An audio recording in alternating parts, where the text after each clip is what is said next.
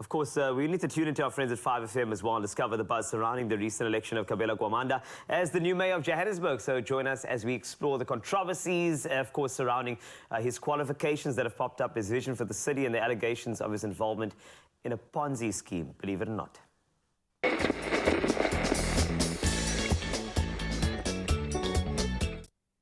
Dan Corder here, host of 5FM's Breakfast Show, 5 Breakfast, with two of my on-air colleagues, Thabo Baloyi and Xoli Zondo, and we are here talking about the latest new Johannesburg mayor. It's almost impossible to keep track, but basically we had a new mayor in January, Tapelo Ahmad from Al Jamar, then he left, then we have a new mayor now, again from Al Jamar, and he's away for a bit because Kenny Kunene is standing in for him. Yes, Sushi Man is back, but only for a short period because he's not actually the mayor. And so we're going to talk about why Johannesburg cannot hold on to a mayor and what it means for the people of Johannesburg. Thabo, who's the new mayor? What's going on?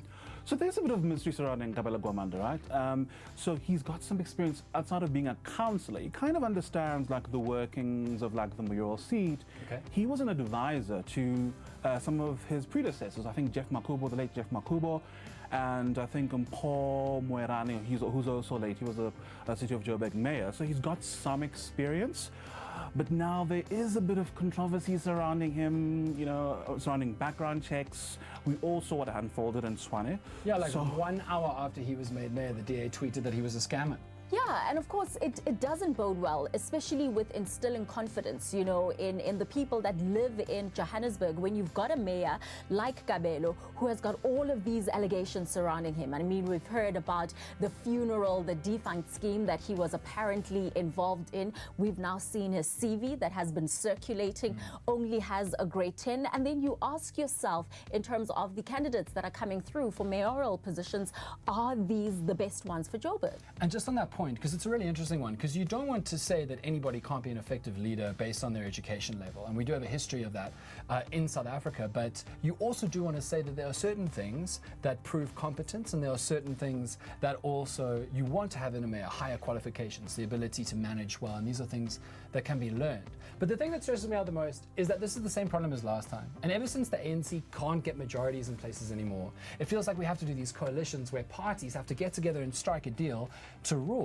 And every time they've done that with mayors in different places, these coalitions have fallen apart almost straight away, and service delivery isn't happening in Johannesburg. Absolutely, and we're talking about the economic hub of the country. You know, Johannesburg is hotly contested, and the question is, you know, where to from here? You know, is this how we are going to continue doing things? Are we going to have people that are appointed acting mayors, and then we have another mayor that is put into place? It just feels like this vicious cycle.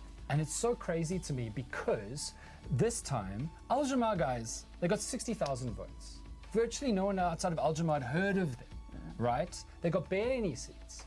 I think I read the other day that getting 60,000 votes wouldn't have made you top 10 on South African Idol. That's how few people voted, right?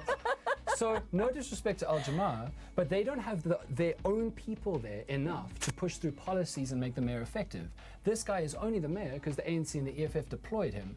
But that means the ANC and the EFF don't really have to do anything now, because there's this deadbeat, no disrespect to him, but like dud mayor, powerless mayor. And if he doesn't do anything, then the ANC and the EFF don't have to take any blame. But if they can make him do stuff, they can get rid of him whenever he likes. So he's got no power. It's such a mess. For me, it's the fact that like Joburg keeps like unleashing this conveyor belt of really questionable mayors is worrying, but also very telling, because we hear analysts talk about what the future is for South Africa, and next year we're talking about a coalition government, possibly.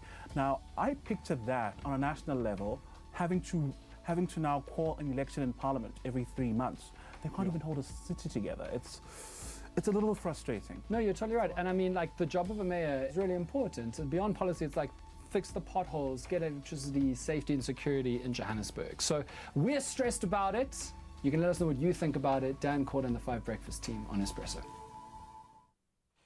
What an enthralling debate this is, but at the same time, I mean, it's one of the most important cities in South Africa. We have to have stability in the leadership, and also the leadership, the credentials, there's got to be full transparency. Otherwise, we can't have proper connection and credibility with regard to what that city and where that city goes in the future. So, Absolutely. Joburg, we are definitely, you know, with you with regard to that, and, you know, weigh in if you want to as well. You know? Absolutely, and I mean, if we talk about credibility, I mean, this, you know, recent chopping and changing, I mean, I can understand understand that, people of Johannesburg are really frustrated and wanting to know what exactly is going on. But that's what we're trying to unpack this morning. Stick around with us on your Feel Good Breakfast Show. We'll be back after these.